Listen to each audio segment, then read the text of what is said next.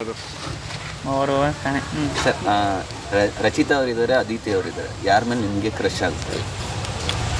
ಅಷ್ಟು ಚೆನ್ನಾಗಿರೋರು ಇಬ್ಬರು ಇದ್ದಾಗ ಇಬ್ಬರ ಮೇಲೂ ಕ್ರಶ್ ಆಗೋದು ತಪ್ಪೇನಿಲ್ಲ ಅಂತ ನನಗೆ ಅನಿಸ್ತದೆ. ಹೌದು, ಮನುಷ್ಯನ ಸಹಜ ಗುಣ. ಅದರಲ್ಲಿ ಫುಲ್ ಆರ್ ಲುಕ್ಕಲ್ಲಿ ಅವರೇ, ಅದರಲ್ಲಿ ಅದಕ್ಕೆ ಕೇಳಿ ಇಬ್ಬರಲ್ಲಿ ಯಾರು ತುಂಬ ಇಷ್ಟ? ಅಲ್ಲ, ಇದೇ ಕನ್ಫ್ಯೂಷನ್ ಹಿಂಗೆ ಇರಲಿ ಅಂತ ಅಷ್ಟೇ. ಚೆನ್ನಾಗಿದ್ರೆ ದೇವದ ಮೇಲೂ ಖುಷಿ ಆಗುತ್ತೆ. ಆಗುತ್ತೆ. ಅದೇ ನೀವು ಹಳೆ ಸಿನಿಮಾಗಳಲ್ಲಿ ನೋಡಿಲ್ಲ ನೀವು, ದೆವ್ವಗಳ ಪ್ರೀತಿ ಮಾಡೋದಲ್ಲ.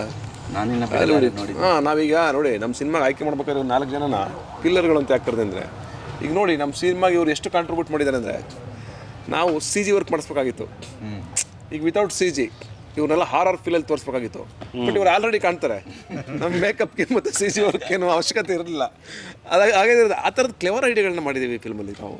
ತುಂಬ ಈ ಥರ ಜನ ಫಸ್ಟ್ ಟೈಮ್ ಅನ್ಸುತ್ತೆ ನೀವು ಮಾಡಿದ್ದು. ಇಂಡಿಯಾದಲ್ಲೇ ಇದು ಫಸ್ಟ್ ಅಂತ ಹೇಳೋಕ್ಕಾಗಲ್ಲ. ನೀವು ಮಾಡಿದ್ದು ನಾವು ಫಸ್ಟ್ ಟೈಮ್ ಮಾಡಿದ್ದೀವಿ. ಆಮೇಲೆ ಫುಲ್ ಏನು ಒಂಥರ ಹಾರರ್ ಅಂದ್ರೆ ಹಂಗಲ್ಲ, ಇದು ಒಂಥರ ಹಾರರ್ ಕಾಮಿಡಿ, ಮಜಾ ಕೊಡ್ತಾ ಹೋಗುತ್ತೆ. ಈ ಮಕ್ಕಳು ಚಿಕ್ಕ ವಯಸ್ಸಲ್ಲಿ ನಾವು ಕಣ್ಣ ಮುಚ್ಚಲು ಆಡ್ತಿದ್ವಿ ಗೊತ್ತಾ, ಆಮೇಲೆ ತಲೆ ಮೇಲೆ ಬಟ್ಟೆ ಹಾಕೊಂಡ್ಬಿಟ್ಟು ಬೇರೆ ಬೇರೆಯವ್ರ ಮನೆಗೆ ಹೋಗಿ ಎದುರಿಸೋದು, ಈ ಥರ ಮಾಡ್ತಿದ್ವಿ ಗೊತ್ತಾ. ಆ ಥರ ಸಿನಿಮಾ ಇದು. ಎಲ್ಲ ಜನನೂ ಕೂತ್ಕೊಂಡು ಆರಾಮ ಮಜಾ ಮಾಡೋದು. ಅಂದರೆ ಕ್ರಶ್ ಆಗೋದ್ರ ಬಗ್ಗೆ ಹೇಳಿದ್ರಲ್ಲ, ನಿಮ್ಗೆ ಯಾರ ಮೇಲೆ ಕ್ರಶ್ ಆಗುತ್ತೆ ಅಂತ ಅವ್ರನ್ನ ಕೇಳಿದ್ರಿ. ಸಿನಿಮಾದಲ್ಲಿ ಅವರಿಬ್ರಿಗೂ ಇವ್ರ ಮೇಲೆ ಆಗ್ಬೋದು ಕ್ರಶ್. ಇದ್ರ ಮೇಲೆ ಕ್ರಶ್ ಆಗುತ್ತೆ. ಅದು ದೆವ್ವ ಅಂತಲ್ಲ, ಈಗ ಯಾರು ದೆವ್ವ ಹೇಳಿ ನಿಮ್ಗೆ ಆಯ್ತು. ದೆವ್ವ ಆಗಿ ದೆವ್ವಗಳಿಗೆ ಇವ್ರ ಮೇಲೆ ಕ್ರಶ್ ಆಗಿ ಬಂದಿರ್ಬೋದು, ಅಥವಾ ನಾವಿಷ್ಟು ದೆವ್ವ ಆಗಿ ಅವ್ರ ಮೇಲೆ ಕ್ರಶ್ ಆಗಿ ನಾವು ಹುಡ್ಕೊಂಡು ಹೋಗಿರ್ಬೋದು, ಇವ್ರು ಕರ್ಕೊಂಡು.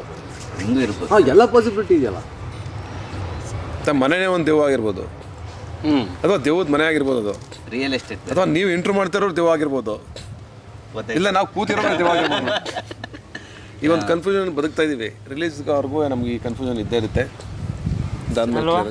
ಹೌದು. ಆ್ಯಕ್ಚುಲಿ ಅಂತ ಮಾತನಾಡಿ ಯಾರು ಬೇಕಾದ್ರೆ ಏನು ಬೇಕಾದ್ರೆ ನಮ್ಗೆ ಯಾವ್ದು ರಿಯಲ್ಲು, ಯಾವ್ದು ಸರ್ ರಿಯಲ್ಲು, ಒಂದ್ಸಲ ಯೋಚನೆ ಮಾಡಿ.